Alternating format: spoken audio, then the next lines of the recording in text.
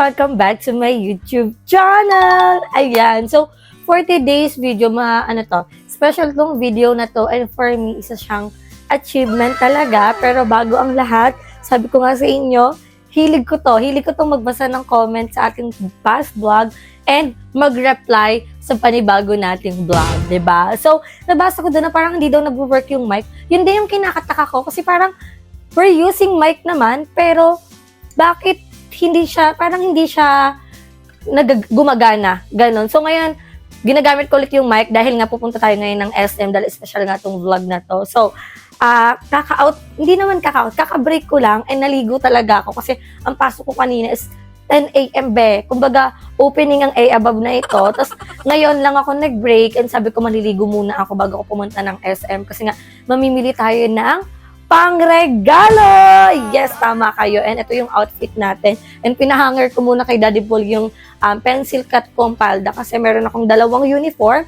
Yun yung ginagamit ko sa araw-araw. And ngayon magagamit ko yung isa na imbis naman bukas, isa na lang, may gagamitin pa ako bukas. And yes, open kami tomorrow. Ang ating JK Sanggip sa Las Piñas branch ay open tomorrow. Ayan. So, ngayon, tatanungin niyo ba't naging special tong vlog na to? At bakit naging achievement siya para sa akin? Kasi kaya siya naging achievement for me. Naalala ko lang nung bata ako, wala akong kakayahan talagang bumili ng regalo. Which is oo, kasi bata ka pa naman eh. And pati yung parents ko, yung kapatid ko, hindi kami yung tipo ng mga kamag-anak na tuwing Pasko, kahit mga pinsan lang namin is nakaka-effort sila bumili ng mga regalo para sa amin, ganon. So sabi ko talaga sa sarili ko, once na ako na yung magkaroon ng work, ako naman yung bibili nung mga regalo. And nag-start siya nung nagbablog ako. Hindi man whole family ko like before na kung sino yung umampon sa akin before na tita ko, hindi man kami doon dati nagki-Christmas kasi before doon talaga kami nagki-Christmas kasi sila yung madaming handa, sila yung may maraming mga regalo. So kami ngayon, syempre may lumaki na kami, mga kanya-kanya na kaming family. And happy ako kasi nagagawa ko naman siya sa mga inaanak ko, sa buong family ko, sa mga friends ko, 'di ba? So, ganun yung ginagawa ko. And last year, kung naalala nyo, nag-gift wrap pa nga tayo ng mga regalo natin para sa inaanak, sa buong family ni Daddy Paul, ganun. So, ako, gusto ko pa rin siya mangyari today kasi kaya naman na natin bumili ng mga pangregalo na yan and afford naman na natin. So, wala namang mahirap, 'di ba? Hindi naman masama na mag-give back ka kasi yung Pasko talaga is araw ng pagbibigayan, pagpapatawad, araw ng pamilya, 'di ba? Ganun. Although na hindi man kami bongga maghanda tuwing Christmas, which is papanood niyan tomorrow, pero still we celebrate Christmas kasi syempre once a year lang yon, and ngayon lang naman kami nakakapag-celebrate sa sariling bahay namin. Although nagre-rent lang kami, ngayon lang kami nakapag-celebrate ng Pasko na galing talaga sa paghahanda. Although kahit ako yung gumasto, okay lang kasi syempre, 'di ba, nakakatuwa lang kasi may pinaglalaanan na yung sahod mo, 'di ba? And syempre minsan lang naman tong Pasko. And syempre sa hirap ng buhay ngayon, totoo, sobrang nakaka-appreciate pag yung isang tao nakatanggap ng regalo. Diba? Nakakatuwa talaga. Kasi syempre, hirap kumita ng pera ngayon, be. Diba? Sobrang hirap na kumita ng pera. Kaya nga, si Gab, yung mga ninang-ninang niya, hindi ko naman i-require na sila yung mamas ko, si Gab, ganun. Sila talaga yung kusa na nagme-message sa akin na send ko sa'yo yung padala ni Gab, lalamove namin yung gift sa'yo ni Gab, ganun. So parang hindi ko talaga sinasanay si Gab kasi kinuha ko kayong ninong-ninang para maging second parents ng anak ko, lalo na pag wala ako, kayo yung gumagay. Hindi para maging, taga-secure ng future ng anak ko, 'di ba? Hindi ganun. Kasi syempre, ang hirap din and masakit din bilang isang mother, isang ninang. Minsan pag nakakabigay tayo, nakakarinig pa tayo ng mga salita. Imbis na maging grateful na lang tayo dahil sa hirap ng buhay ngayon, may nakakapagbigay pang tao sa atin. Kaso, may iba pa tayong naririnig, di ba? So, maging grateful tayo sa lahat na natatanggap natin, guys. Yun, kasi hirap-hirap kumita ng pera ngayon. Pasalamat nga tayo, may nakakaalala sa atin, di ba? Kaya naman, thank you so much, Sir Ariel and Sir Kim. Sobrang na-appreciate ko po yung regalo niyo sa akin. And, syempre, yung friendship na nagkaroon, unexpected friendship because of JK, nakakatuwa talaga. As in, yung mga banding, yung kulitan, lalo na nagkaroon tayo ng big event, nakakatuwa talaga. And, more sales to come sa atin, Sir Kim and Sir Ariel. Maraming salamat sa regalo niyo. So, ayan.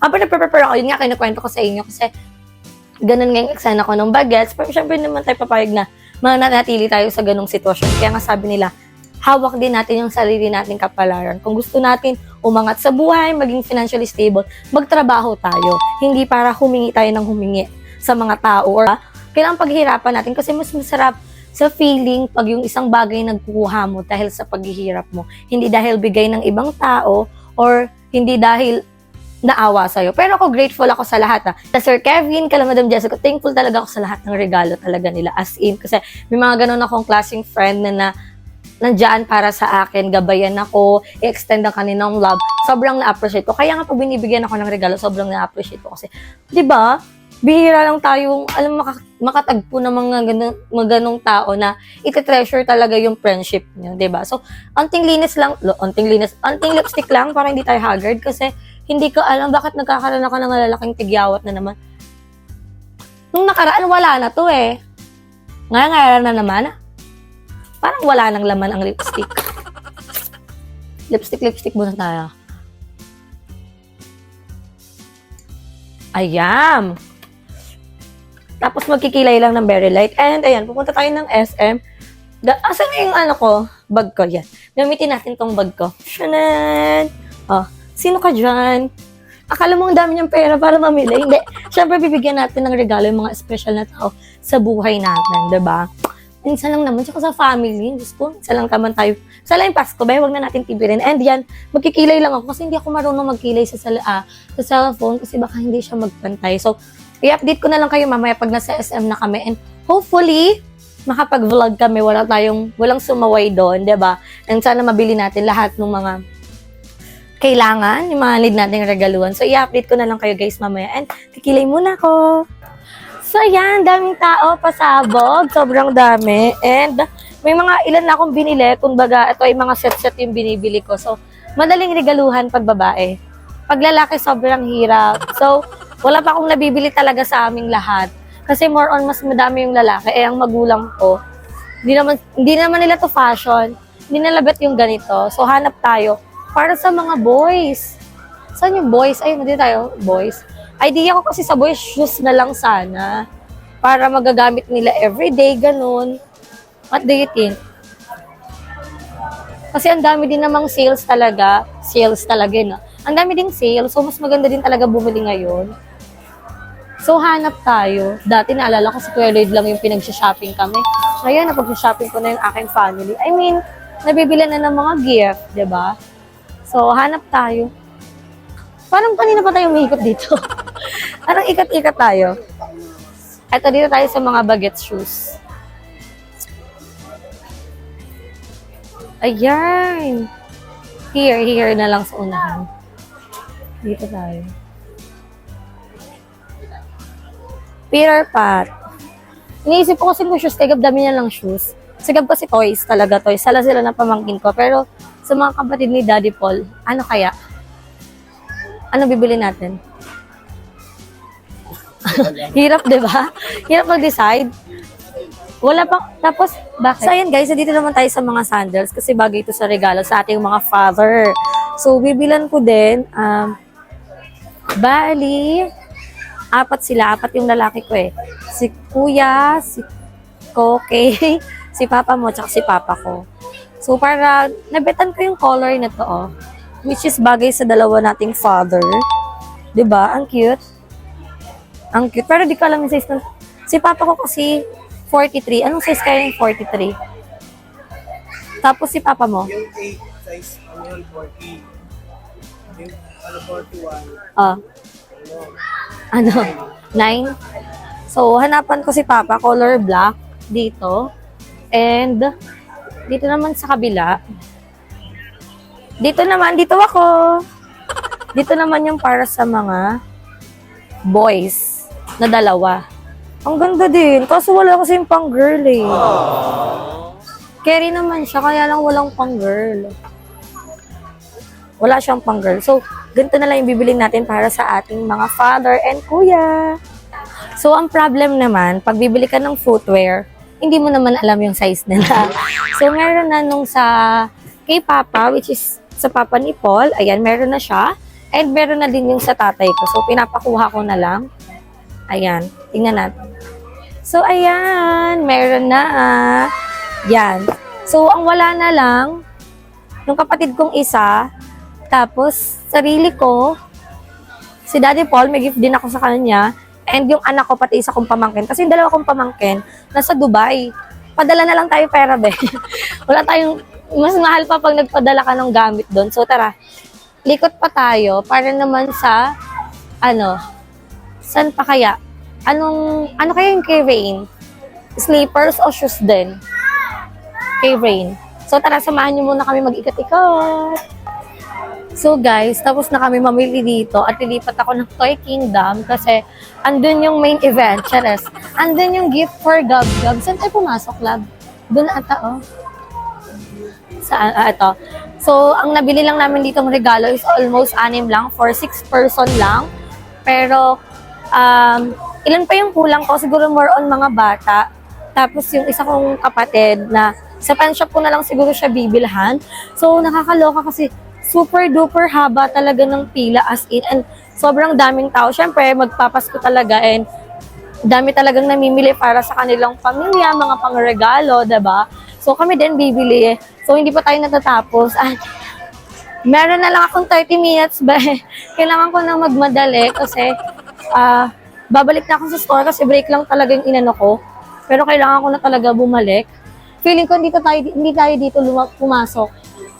Oh, iba yung pinasukan namin. So, hanap muna kami ng iba pa namin pagbibilhan ng mga damit kasi hindi na talaga carry kasi sobrang haba talaga ng pila. So, tara, pupunta muna kami ng Toy Kingdom. So, ayan, pasabog ang anak ko kasi kung mapapanood nyo sa account niya, ang gusto niya ay excavator truck. So, gusto niya big pa daw na excavator truck. Diyos ko, saan tayo maghahanap? Kuya, meron kayong big excavator truck? Excavator, ma'am. Oo, gusto niya big.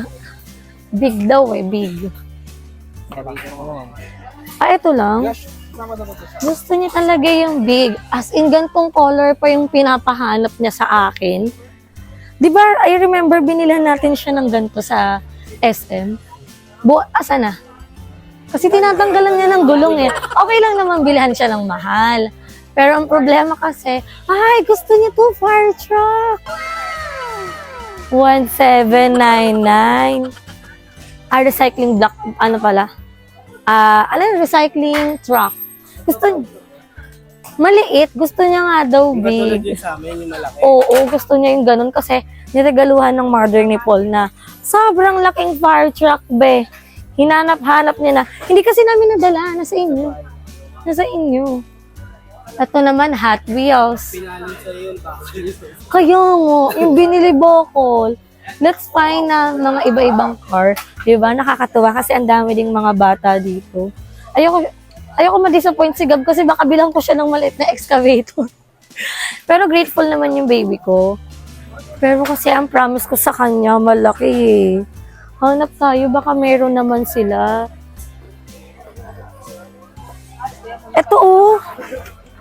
Big naman to, excavator ba? Ano ba yung excavator? Ayan, yung tinuro kami. Ito oh, excavator din to, oh, di ba? Excavator yung Alin? yung tinuro kami. Ito nga, ito, tingnan mo. Oh. Tingnan mo. Aray ko. Excavator ito, di ba? Ito yun. Ito yung pinapano. Sabi niya nga ganun-ganun eh. Ayan yung excavator. Yung paloob. Hindi yung palabas. Di baliktarin na lang. Baliktarin na lang. Uy, malaki to oh.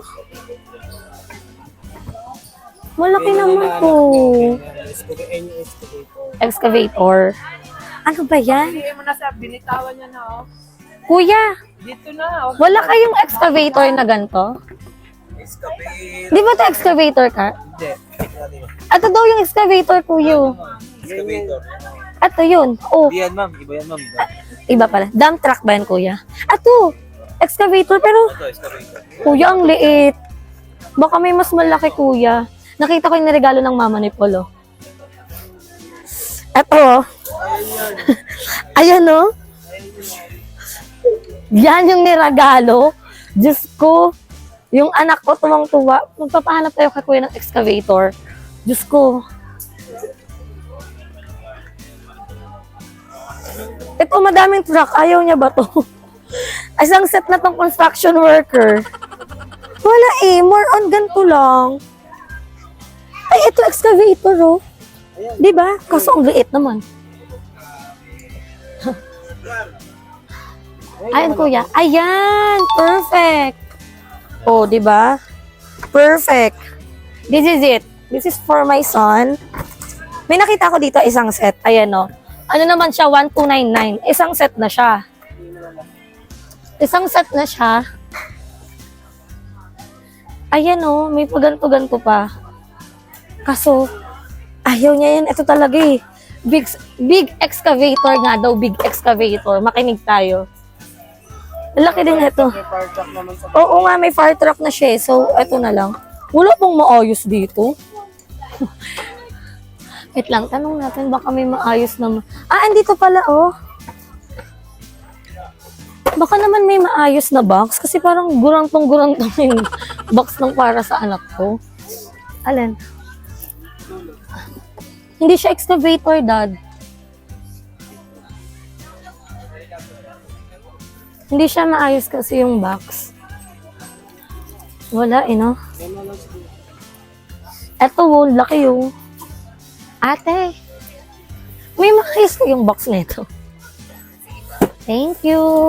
Tapos yung isa ko namang pamangkin, robot. Uy, okay lang i-spoil yung anak ha. Kasi alam niyo kung bakit ko ito ginagawa. Ayokong maranasan ni Gab na, alam mo yun, kasi ako feeling ko pag bumili dito pang mayaman lang eh. Kasi dati mahirap lang naman kami. So pag bumibili, di ko naman afford makabili dito dati.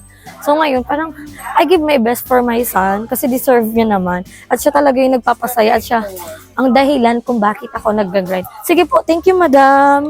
Gusto ko lang po sana yung maayos yung karton. Thank you po. Thank you. So, meron. Ate, saan mga robot niyo? Dito? Yung mga bata kami nga, Pansan, Playmano yung laruan dati. Ngayon, pasyalahan sila ng laruan.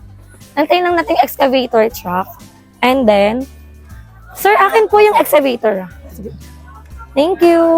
Hanap lang naman kami ng robot. Robot. Saan? Saan? Di ba tinuro niya?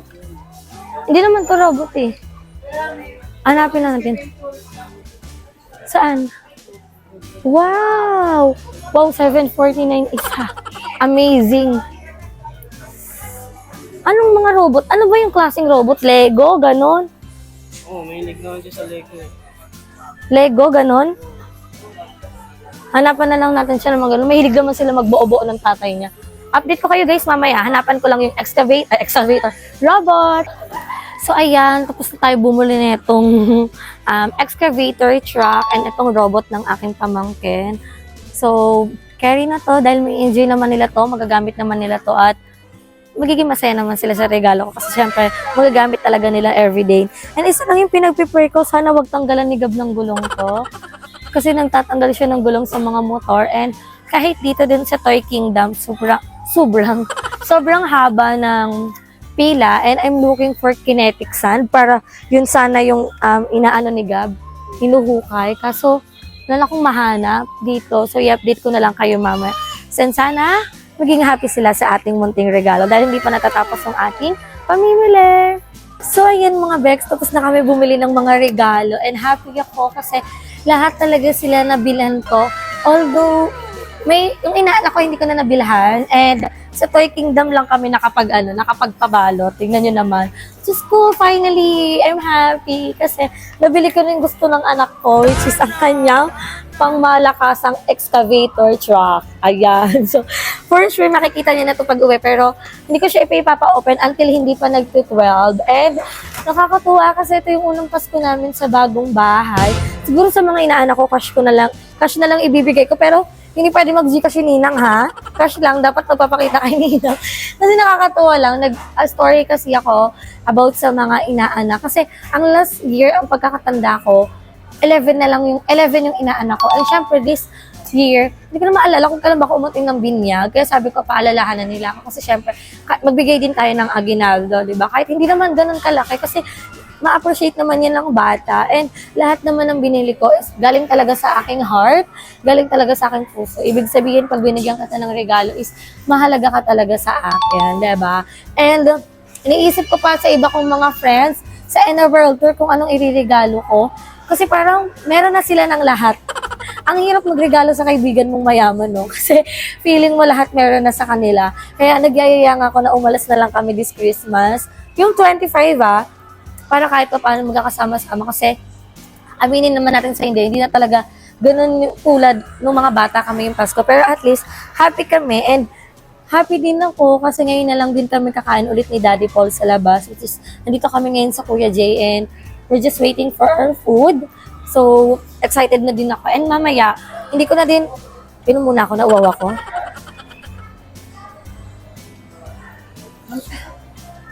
Ay, wow. Thank you. Ayan. So, may mga pa-appetizer sila.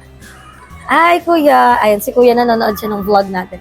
Meron silang pamani dito. Hindi siya malalaglag. And meron silang na-explain na to ni Kuya. Basta parang kamote chips. Basta ganun. And meron silang ditong white crackers. Ayan. So, kakain lang tayo. And after nun, feeling ko dito ko na i-end muna yung ating vlog. And tomorrow, excited naman ako sa pamimili ng handa. And syempre, may mga gift ako na hindi pa siya nababalot. So, kailangan ko siyang balutin. Para syempre naman hindi nila kagad makita, diba? So, inantay lang namin yung food. Ako, umorder ako ng Kuya J Bulalo. Anong in-order mo? Chicken sisig. Umorder kami ensaladong talong. And isang platter ng rice. At laki niya, hindi kami gutom. Hindi kasi ako nag-lunch. So, medyo malilate ako. Siguro malilate ako ng 15 to 20 minutes, no, love? Bawas yan. Medyo malilate lang ako. Pero, not sure pa naman kasi ang bilis lang din ng ang pagpunta namin sa Toy Kingdom kasi walang mabilis yung, tatlo kasi yung counter, so ang bilis ng transition and sobrang bilis nilang magbalot, be. So ako feeling ko mamaya abutin ako ng siyam-siyam, pero siguro gabi na ako magbabalot and hindi ko muna to ipapakita kay Gab-Gab. So, kakain din muna kami ni Daddy Paul and sana i-spread natin ang love, lalo na't magki-Christmas and stop muna tayo sa mga bashing-bashing na yan, be. Hindi yan nakaka-health, hindi yan nakaka-pretty, diba? So, kakain muna kami ni Daddy Paul and i-update ko kayo mamaya. Ito yung kanin ko. Ito yung aming ensaladang talong. Ang Kuya J Bulalo. Wala pa yung kay Daddy Paul kasi inaayos pa. Kasi tingnan nyo yung extra rice na. Yung extra rice namin. Tapos ayan, naka-cucumber shake siya. Ako naman naka-mango. Ripe mango shake. Pero maasim siya kasi daw may mango fusion. Hindi ko gets, pero basta may shake tayo. And inaantay na lang yung kay Daddy Paul. So, kakain na kami. So, ayan. Done na tayo sa pamimili. Ayan. So, nakabili na din tayo ng mga shoes. Ayan. Tapos, bumili tayo for my kapatid. For my bunso. Kaya rin yan na yan. Shoes din regalo ko sa kanya last time, pero shoes ulit ngayon. Nakatok na si Gab. And, ayan, yung iba, may balot na. Like, katulad nitong Toy Kingdom. Itong mga shoes na to, feeling ko wag ko na siya balutin. Kasi may paper bag naman siya. Pero nalaman pa natin mamaya. Pero parang gusto ko siyang balutin. Itong mga sapatos na Nike. Itong mga Milano shoes. Ayan. Ayan, ang ganda. Diba? Ayan yung mga babalutin natin. So, dito ko muna i-end ang ating vlog. Bukas yun makikita yung ating pagbabalok. Kaya naman. Don't forget na ating video. Don't forget to like and share this video and mag-subscribe na kayo sa aking channel. Beba Marika Mata, Merry Christmas! Mwah!